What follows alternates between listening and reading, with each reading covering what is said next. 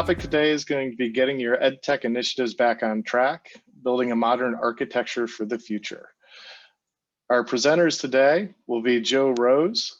Joe joined JBS more than 8 years ago as a senior developer and is now our Senior Vice President of Delivery. He has over 14 years of project delivery experience across many industries, from startups to established enterprise system. His pragmatic technical experience delivers projects on time and on budget with a level of quality and craftsmanship that our clients deserve. And our other presenter today will be Joe Cronyn. Joe joined JBS in 2017 as a developer, bringing his diverse skill set and industry experience to the JBS team. After his first year, Joe joined the architecture group at JBS and provides architectural oversight to JBS teams. He holds a master's degree in computer science, and it's focused on microservices and containerization. With that, Joe Rose, why don't you start us off with an overview of what we'll be talking about today? Sure. So today we're going to talk about trends that we're seeing with our clients in the educational background, and some of the trends in other industries as well, but that overlap with educational trends. We're going to talk about some of the challenges that we see with EdTech systems, structurally, organizationally, innovation, and then we're going to give some insight into what we do in situations where we have those challenges, both large and small. So I mean, large as in I have a ton of problems and a ton of resources. Small as in I also have a ton of problems, but maybe not as many resources. So we'll give you some alternative ideas on what you can do then. And then we'll also talk about, it's kind of a hot point of, we've got these existing systems, these existing monoliths or LMSs or whatever. What are we going to do with them? It'd be great if we were Netflix and had $1 billion and could just rewrite everything, but that's just not practical. So we'll give you some ideas on some things that you can do to survive that situation. All right, so specifically with JBS this year, there's been a few different things that we've done that I think are pretty interesting. So one has been in the digital book arena, and we came into a company, not going to reveal their name, but a very large nonprofit that has a massive ebook platform. It's in all 50 states, and hundreds of thousands, I think even millions of students use it on a daily basis. Their system essentially was take a book, turn it into a PDF, and put it online so people can read it. And really the only net benefit you get out of that is you don't have to buy the book. And since usually you have to license the content anyway, even that's not necessarily true. So what we did was built a layer that sits on top of that book platform, but makes it web enabled. And by that, I mean, it's not a PDF, it's actually rendered HTML. And the benefit of that being when you're looking at it on your mobile phone, when you're looking at it on your laptop or your Chromebook or your tablet, that content is sized appropriately and it's readable. And in the old system, when you're looking at that PDF, you'd have to scroll left and right on a phone or a Chromebook. And not every student in every school has a widescreen laptop that they can use. And then the second thing we did with that platform was enrich it with new content. So the ability to highlight passages, to have start a conversation as a teacher and say, hey, class, what do you think about this particular passage or line? And then embed rich media, whether that be video or a quiz or a math equation editor or anything like that. So it really took a dated monolithic textbook platform and modernized it. And later on in the presentation, we're going to give you some details on some of the techniques we use, but that is something that we did and had good success with it.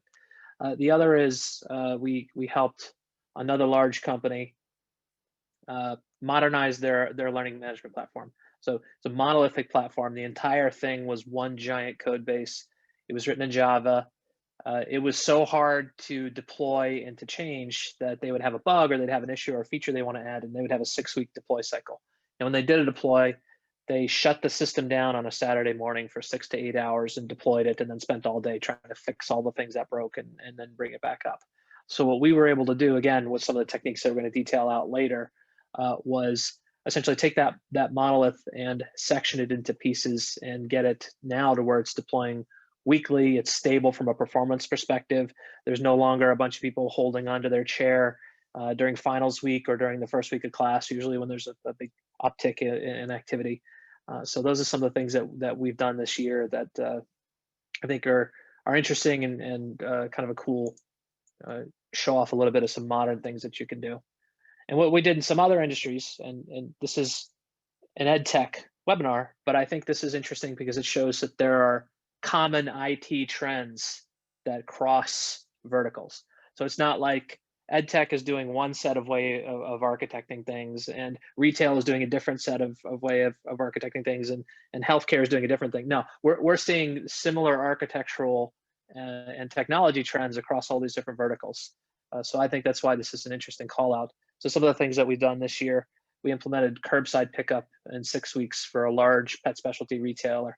And if you think about how long that would have taken on a more classic infrastructure, just no way it would have happened in 6 weeks. So we think that success story of how do we go from the idea of having curbside pickup to it being in customer hands in 6 weeks, we think that is a compelling reason of why some of the techniques we're going to talk about later are worth listening to. And then the other one has been headless commerce. So using, again, the techniques we're going to talk about later and really setting this up as a big promise, we were able to take for a pet specialty retailer, for a large music retailer, for a large online wine store, implement ML, implement product recommendations, implement inventory management and fraud detection, implement some very effective cross promotion. And really what we saw is as those e-com platforms became more competitive and rapidly responded to the change in the climate, it really grew revenue disproportionate to the amount that they thought they should have. Everybody's getting a little bit of e-com lift due to COVID, but we feel like with the innovation that those companies took, we have the numbers that seem to indicate that there was a permanent carve away from other people who weren't as competitive. So I think that's a pretty compelling story. So with that, I'll turn it over to Joe Cronyn. He's really going to get into the meat and potatoes of what the problem is, how we solve it, and so on. So Joe? Yeah, thanks, Joe. So like Joe said, I'm going to try to dive into the meat and potatoes. We're going to start by looking at the 6 challenges of following a traditional monolithic approach. Now, these are just kind of our top 6. Obviously, each industry, each company is going to be a little bit different. But the first thing that we're going to look at is that difficulty of turning business requirements into actionable items for your teammates. So for an example, if you were looking to upgrade your grading system for your school and you have this big monolithic architecture, typically when you're upgrading one part of your system, you're going to have to look at requiring updates to other parts of your system as well. The reason for that is, you know, a lot of these systems are codependent. They share dependencies, they share resources. And so many times that creates additional complexities when you're looking at following a monolithic approach as opposed to doing something that's more decoupled.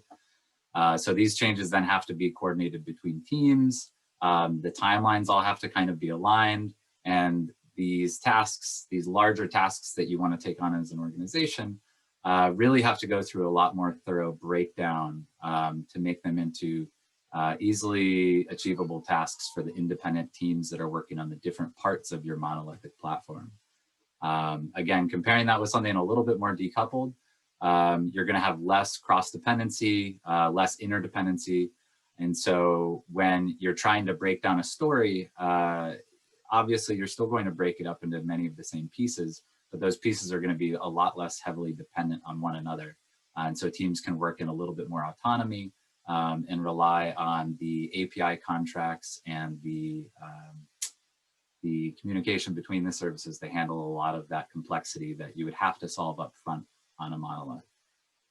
Also, deploys for monolithic approaches and monolithic architectures can be unnecessarily complex, complicated, and really, again, the coupling is the main concern there. Is by coupling all of your different business domains and your business logic into one single approach, one single platform, really increases the amount of interconnectedness, which increases complexity when you go to do deploys or make changes. For instance, again, let's look at the grading system. If you were deploying a small change, let's say a bug fix that affected some users and you wanted to get it out quickly, instead of just being able to push out that one small change, which builds rapidly, deploys rapidly independently, because you're in a monolithic approach, you have to rebuild. For the most of the time, you have to rebuild almost your entire application. Or even if you're rebuilding pieces of it, you still have to redeploy that entire application. And that really can cause issues when you're talking about, who's on alert when deploys are happening, what potential systems can go down when you do a deploy. And so now just a one-line change that should be something that's easy to accomplish becomes a potential system down issue, something lots of people need to be notified about. Whereas in decoupled approaches, you're isolating that risk and really making it something that's specific to the domain that you're working in. Another way that monoliths can be challenging sometimes is that it's really easy, or at least easier, to introduce regressions into the code base. So when we say regressions here, what regressions means is that you have some existing functionality that when you make a change is broken or gets affected in some unexpected way. So for an example, let's say you have a team working on your discussion board and they're making changes that end up breaking some functionality in the classroom service. Now the team working on the discussion board isn't as familiar with the classroom service. Maybe that's not part of their QA testing suite, so they haven't seen that particular issue come up in their testing. But again, it's easier for you to introduce a regression because both of those concepts, both of those business models are living within the same exact code base. So the code is directly integrated across those two as opposed to being separated by well-defined API contracts and having those underlying modeling changes not really be visible to or affect external services. For the next kind of challenge that we're going to look at is scaling. And really what this has to do with, and I think Joe Rose had mentioned this earlier, is if you have these times of year where particular parts of your system are under heavy load, in a monolithic approach, you don't really have the ability to fine tune that availability and fine tune that performance to a particular service or a particular business model. And so for instance, I think, same example that he had used was during registration period at the beginning of every semester, the administration service that's registering students, taking their registration requests for classes, building out all of the classes, all of that sort of thing is under a lot of load. Later in the year, it's likely not used at all or used very little for students changing courses or things like that. But it really does serve as a good example because when you're having that initial surge in a monolithic approach, you really have to look at scaling up your entire infrastructure. Now there's two problems with that. The first is the obvious one, is that if you're scaling up a large chunk of your software, presumably almost your entire stack, that's going to be much more expensive to maintain as opposed to just having to scale up the one service that you need additional bandwidth for. The other piece to this is that you can only really scale up to a certain point before it becomes not cost effective, cost prohibitive, or just causes you other issues in other areas. In a microservices or a decoupled approach, what you instead have the ability to do is to scale up each of those individual pieces, which saves you time, saves you money, and in the long run, gives you more room for growth.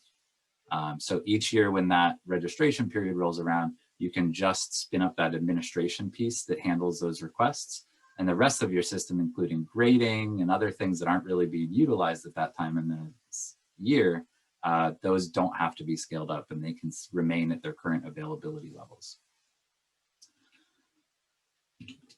Another challenge that we wanted to discuss is that it can be really painful sometimes when you're changing things.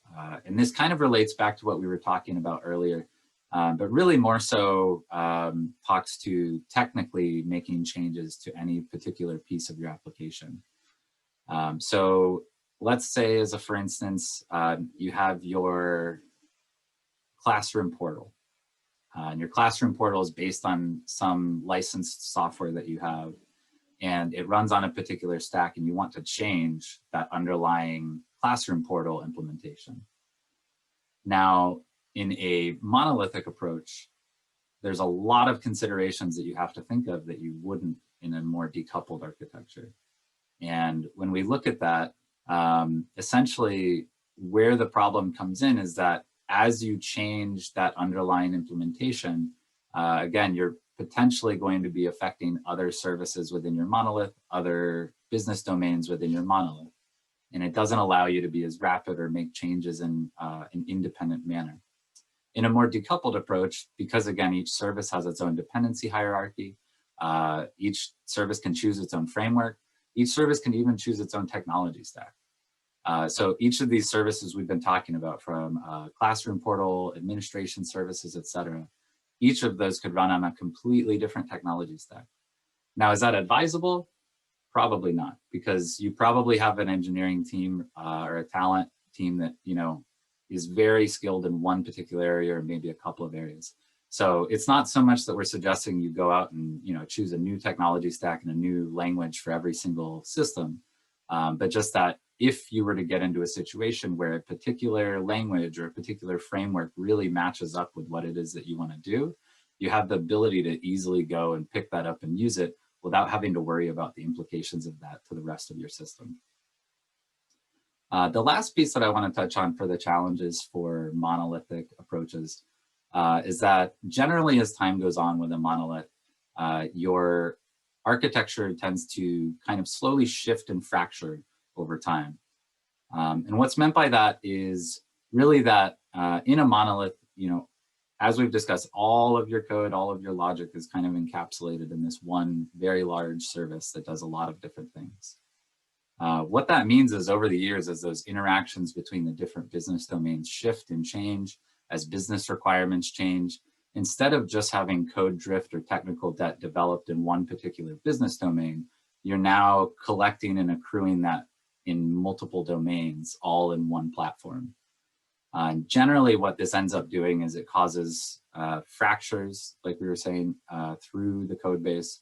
And it gets to a point where for a developer to walk into that situation and look at the code, it's very complex and it's very difficult to understand why things are being done a certain way, how things are working.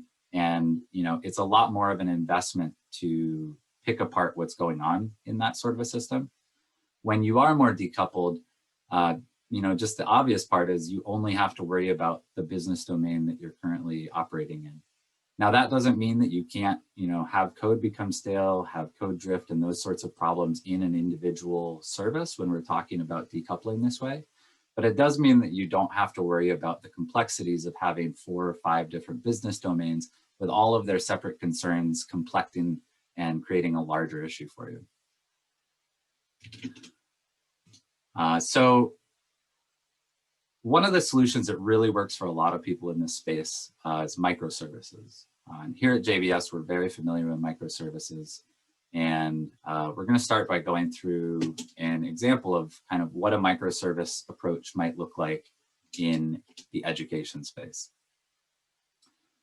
So in this example that we have taken the idea of the education system, which provides some sort of a content service, a grading service for students to get grades, a classroom service to manage classroom activities, discussions for students to discuss, and administration so that people can log in and manage their account, manage student accounts, so on and so forth. This may not be obviously a very representative sample of an application. And you know, for every single business, you're going to have different divisions across your business domains that make sense based on what it is you do, what systems you have, and you know, where your company is at. But a couple things that I do want to call out here is, you know, you do see that we've kind of split these out, and each of these 5 services is completely independent. So there's an API gateway that sits above your collection of services, and all that really is doing is it's taking an incoming request and it's routing those to the appropriate service on the back end. So you have all these separate microservices. You have the ability to route traffic to them. Where is the benefit really coming from these being separated? And the answer to that is, if we take a look below each single service has its own independent data store. And so what that's going to allow you to do, it's going to allow you to really move rapidly within each of these boxes. So if I wanted to make a change to the content service, and the content service has a certain schema for how it represents a content object, and our classroom service also uses those content objects from the content service. If I'm making a schema update to the content service, I don't need to make a schema update or any other updates to our discussion service. And there's a couple of reasons for this. The first, as I've mentioned, I think at least once at this point, is there's well-defined API contracts between the content service and the discussion service. So even though the underlying content modeling may have changed and may have shifted, the discussion service can still access the information that it needs in the same way that it had before. So yeah, this is a good overview. What we're going to do now is we're going to dive into more of the specific benefits of following an approach like that, following a pattern like that when you're structuring your architecture. So for the first benefit, we're going to look at how decoupling services really allows you to remove dependencies between your services, but also within your services. And all of that adds up to having a faster development lifecycle. So if you wanted to update your grading system, like we were talking about before, I'm going to use a lot of the same examples. If you want to upgrade your grading system in a decoupled environment like this using microservices, there's no need to do any updates to any of your other systems to make sure that they're compatible with those updates you're making to your grading system. In addition, again, going forward, as well as refactoring or redesigning existing stack, you have the ability to choose any technology stack you want, any architectural design you want, and really kind of even at the infrastructure level, define independent infrastructures that work for specific services. All of this adds up again to your development teams being able to work faster, really target their development efforts on what is important and not have to be as concerned about the big picture. Especially when you compare that to kind of a larger, slower moving monolith that's difficult to change direction. Another benefit is that when you do decouple things like this and use microservices, it makes deployments simpler, faster, and I would argue easier to maintain. So let's say you make an update to your admin service. This is going to play off our example from before again. With a monolith, even if you're making a small change to just one business domain, you do have to go through your deployment pipeline, building, packaging, deploying the entire application, including all of the parts that remained unchanged and didn't really need to be deployed at all. Instead of doing that with microservices, you can update and deploy only the part that you want. This decoupling lets you deploy things quicker and also allows you to have simpler pipelines. So for each little one-off thing that you would have to do for each of the different systems and services that you have composed in your monolith, you now get to separate all those out. And each service only has to worry about its own independent needs and how it needs to be deployed. Next, obviously, decoupling all of this reduces coupling, but not only for your code, it also reduces coupling between teams and removes blockers and removes overhead from the way that your teams interact. So again, going back to our classroom portal, let's say a team wants to make a change to a classroom portal, or a business team wants to change the classroom portal, and they want to do it in a way that's going to require a related update of the grading systems to support whatever that new functionality is that they want in the classroom portal. In a monolithic approach, these two things would really have to be pretty tightly coupled. The code would have to be done for the one piece and the other piece. They would have to be tightly integrated together inside of the code itself. And then that would have to be deployed out as a single package before it would start working in the environment. Instead, in a microservice approach, those services are much more loosely coupled and they're not so codependent. There's also no direct code references between the two APIs or services. Instead, the API contracts that they're following allow the work to be done independently, and then it can be integrated once both sides of the integration are ready. So for example, the classroom portal team could get started first. They could build out their APIs or their feature. And if the grading system work wasn't done yet, they could template that out and wait until that's ready and then attach to the grading system whenever they were done with their work.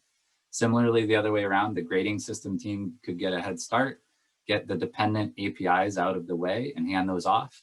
And then the classroom portal team would be able to develop on that as soon as they were available to do that. So it really allows for more agile, just quicker moving development practices.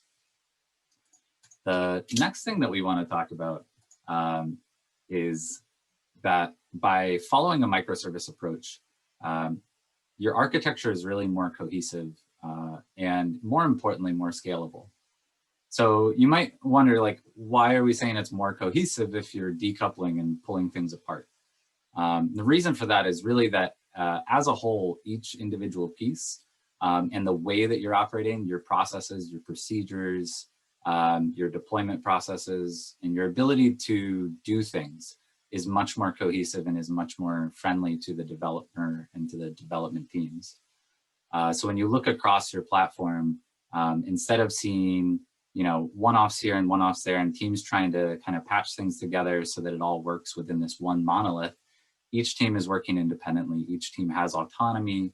And the end result is that across these API boundaries, you come up with a much more cohesive system that's easier to change and easier to manage. It's also, again, much more scalable. And the reason for that is that, again, like we said earlier, you don't have to just scale up your entire system. You can only scale up the parts that you want. So that not only is saving you money and time in the short run, but it's also providing you a way to scale your system that's going to be more future-proof. Again, if you're scaling everything all at once, there's only so much of that you can do before it's very cost prohibitive. When you get to just scale up the little pieces that you need to scale up, it's much more cost effective and can really allow you to scale up to meet future demand a lot easier. We touched on this earlier on the monolith side, but on the microservice side, it really does allow you to be language agnostic. You get to pick whatever tools you want based on your needs and your desires for what it is that you're trying to achieve. So let's say you wanted to migrate your content service to a new platform that had different requirements and even used a completely different language than all of your other systems. So as an example, let's say your existing stack was all Java and you say, I want to deploy a Python application because I found this open source library. It's going to save us a lot of time. We'll just integrate it and we'll push that out. In a monolithic architecture, that would be really difficult because everything that you've built is based on Java. All your services run on Java.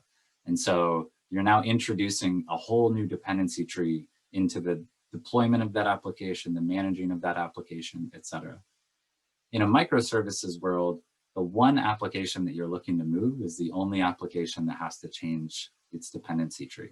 And you're not appending to all of the other services. So they continue to operate the way that they always have. And lastly, it's much easier to move quickly, introduce new features, and really just develop the way that you want to be able to develop software in the 21st century with less impact to your business team. So going back to an example we used earlier, if you wanted to add links from your discussion boards to your classroom portal, and you wanted those that rich content, call to actions that drove user behavior, that were data driven, and you really needed a close integration between those two, adding that integration is much faster and easier in a microservice approach, as all of the services have those API contracts that you get to lean on. So already our classroom portal would be able to access the discussion services APIs to pull out information about what discussions are happening, what discussions are available. And you would only need to update and deploy the application that requires that new functionality and or make updates to existing APIs if you needed to have additional functionality over those APIs. This is in contrast to needing to define all of those coupled interactions within a monolith, directly referencing code across the application, and really not having a good separation of concerns and allowing the services to be independent services that communicate with each other. And with that, with all the benefits that we just went over, there are a few things that you do still need to consider if you're going to look at doing microservices. And I'm going to hand off to Joe Rose again to talk about some of those items in more detail. Sure. So I'll use one of my favorite expressions, and that's there's no such thing as a free lunch. And that's the same with microservices. There's a ton of benefits. I would always recommend you use them, but it's not some magic wand you wave and all of a sudden it's just, oh, this is great, and we didn't have anything else that we'd have to do. So there's some problems you have to solve. One is how are services discovered? If you're in an environment where you've got 3 monoliths, say, and you decompose that into 30 services, how do you find where those services are hosted, if there's more nodes added to a particular cluster, or if hardware is moved, or if some are on-prem or some are on cloud? So it's a harder lift. There's just more stuff you have to do to discover services. Fault tolerance is a lot harder. With a monolith, it's either completely up or it's completely down. It's not often you get into a degraded state. Say if the database goes down, usually that means the whole monolith is down. If you've got 20 services and one database for one of the 20 services goes down, ideally that doesn't take the whole application down, nuts to bolts. So you need to start building in some fault tolerance of when this particular thing is down or this particular service is down, the application as a whole continues to work. Backwards compatibility. So this is key. When you have a monolith and you refactor it and reorganize code or whatever, you just deploy the new code and you're done. When you have 10 microservices and you want to make a change, if you deploy a microservice and something changes and it's not backwards compatible, you just took down the whole application. So backwards compatibility is one of the key and core tenets of microservices. You have to maintain backwards compatibility as you deploy forward. However, that's really hard to do sometimes. Say you're adding a new field and it's required for a payload. It's really hard to maintain backwards compatibility if you're adding a required field. So sometimes you have to do things like, well, we're going to add this field, but to support the old implementation, it's going to be nullable in the database and it'll accept null values. And then, okay, well, what happens if we get a bunch of null values in there and then we have data integrity issues, et cetera? So maintaining backwards compatibility is a chore. And then there's a tougher mental model. Instead of, when you're reading your code, instead of saying this line's called, then this line's called, then this line's called, sometimes you'll say, I'm going to make 3 requests to 3 different services. I'm going to wait for those 3 requests to come back, and then I'm going to parse through those results and do something with them. What if one of the 3 fail, or what if the 3 come back out of order? Or what if I have a copy of data? So if I'm a classroom service and I have a copy of the user's name, and the user somewhere else changes their name, and it takes a little while for that change to propagate over to my current system. What do I do in that case? Do I call that system to get the name? Do I wait? No, is my copy stale? So there's definitely a tougher mental model that you have to account for, where it's not like snap your fingers easy to get into a microservices benefit here. So that being said, the next problem that most people are faced with is, it's great, love the microservices idea, I can't do it. I've got a monolith, it's bought and paid for, or we've customized it so heavily we can't get a new version of it, or we can't decompose it, or I just don't have the budget. Rewriting my entire enterprise in microservices, I just don't have the budget to do that. So there is a solution, there is an approach to how to handle this particular case, and that essentially is to write a middleware or a tier of applications in the middle, that you take your monolith, which in this case is on the left, which has each of these different components. So your learning management system is going to have a content part, and a grading part, and a classroom part, discussion part, and administration part, and create one service that sits in front of the monolith to represent each of those different components of your monolith. So these are standalone services, they're independently deployable, they're independently scalable, they just happen to call a piece of the monolith. And the benefits you get there are, you can start to implement things outside of your learning management system against that microservices layer, and then you get all the benefits of microservices decoupled, they can deploy independently, all that. And you can actually start to have the internal pieces of the monolith, instead of just one piece of code calling another piece of code directly, you can start to have them call through that service. So that decomposition, that decoupling, and that so-called microservices feel you can have without entirely abandoning your microservice or your monolith. The other benefit here is you don't have to do all of the wrappers at once. You can start with hey, we just want to focus on content, all right? Because with virtual classrooms, there's some specific things we want to do with video calls and assessments. And so we're going to make a content wrapper, a content service wrapper around a piece of monolith, and we will use that going forward. And that gives you an iterable slice, a chunk of things that you can do using this pattern without having to jettison the entire monolith or to rewrite all of the interactions into the service layer all in one go. So it's a way you can kind of dab your toe in the water and start to recognize the benefits slowly over time. The other benefit here is once all of the interactions between all of the different services are in this microservices layer, this wrapper pattern, if you decide to replace your LMS or you decide to rebuild your LMS as a series of microservices, whatever, your external interfaces don't have to change. So your client, for instance, can call the content service. Maybe that content service routes to a different system. And maybe what you do over time is you kind of point one thing after another to your new system, whatever it may be. So that is an adaptation of the wrapper pattern called the strangler pattern, where you put this middle tier in place, this facade in place, and then over time start to replace and remove the actual underlying monolith itself, which is a really nice benefit, and it's a really great way to transition. So, in conclusion, what does all this get us? What are these patterns by this? We can expand features and functionality without having to start over. And if you were going to do a monolith, you'd be looking at it from scratch, or you'd be putting out an RFP and saying, let's go purchase something else, whatever. With this microservices pattern, you can do it in small chunks, and you can start to really move your technology ahead. Your projects all become smaller, even if the overall total body of work is the same size. So for instance, we implemented curbside pickup for one of our retailers. That still involves 80 people. But instead of being one team of 80, it was 10 teams or 15 teams, I don't remember exactly, of 5 or 10 apiece. And so the scope and size of each project is still significantly smaller, so you still realize that benefit. The services themselves are faster, generally because there's less code. They're smaller, same thing, less code, and more maintainable. When something breaks, you're looking at a much smaller, much less complicated code base. When you want to improve the performance, same thing. So, if you had an ideal world, you say, if I could just, if it just came down from heaven and I could do whatever I wanted, it would be, I want a small monolith. That's the perfect place to be. And microservices are pretty close to that. They're small, they're contained, they've got functionality that is easy to understand. So it's not as ideal as hey, I only have to worry about something really small, but it's the next best thing. And then they are really scalable and cost effective. One of the more painful things to have to do is say, okay, we've got a monolith and we need to scale it up. We're going to add a much larger database instance, 10 queue servers, 15 application servers, whatever, on and on and on to support the entire monolith, when in reality, there's only one piece that needs to scale up.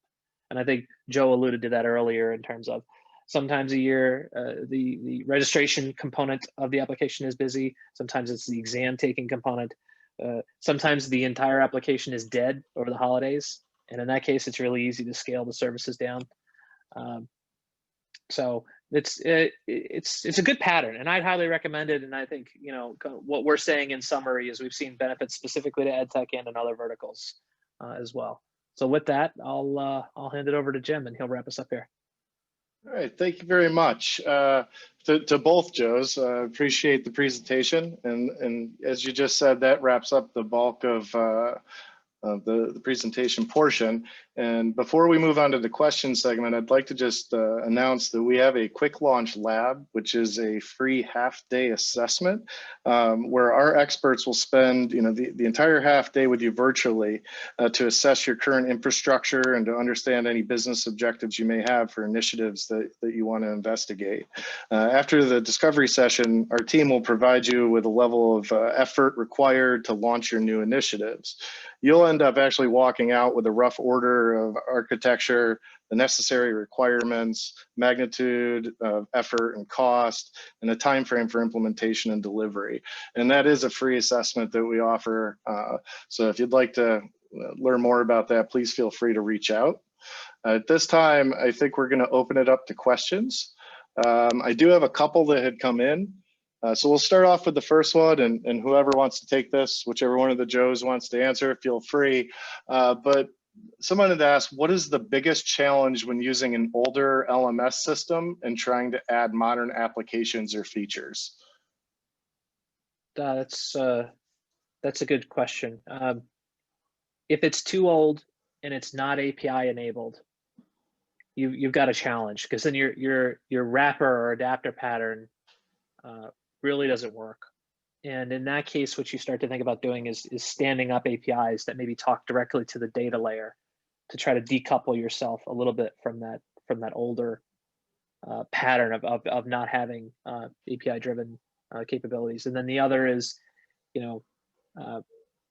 most educational systems are nonprofit. It's really hard to justify heavy expense into completely replatforming or upgrading learning management systems or whatever. So usually you're trying to find very pragmatic, targeted solutions instead of being able to erase the whole whiteboard and start over in terms of architecture. So doing that well and getting good benefit out of that reorganization without being burdened by your existing platform is a challenge. You have to do that deliberately. Thank you. We do have a couple more here. Let's see, this came in. This sounds great, but how quickly can I implement the underlying infrastructure to allow this sort of development? Joe, do you have any thoughts on that one?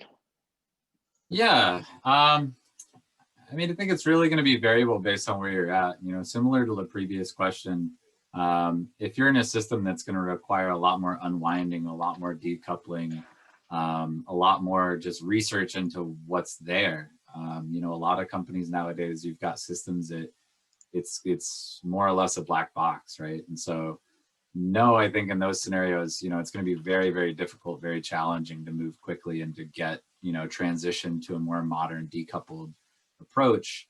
But that being said, that's not really where most companies are. And I think, to Joe's point, using the strangler pattern and using other patterns like that, where you can augment and extend your systems, you can slowly kind of transition to new systems. It's definitely something where the big word we use here is iterative, right? It's going to be an iterative process no matter what. And that's the best way to view it, is you take it in, bite-sized chunks, and you just go one by one until you get to the end and you've made that complete transition. So is it quick? Sometimes, but is it something that's achievable and that you can quickly start to see benefits of? Most definitely, I think, regardless of your situation. Thanks, Joe. I actually have a question about one of the benefits that they asked here, what benefits does the hybrid approach have for student data security? So I think what they're asking is it more secure, or doing something with the hybrid approach, is that beneficial from a data security standpoint? It can be.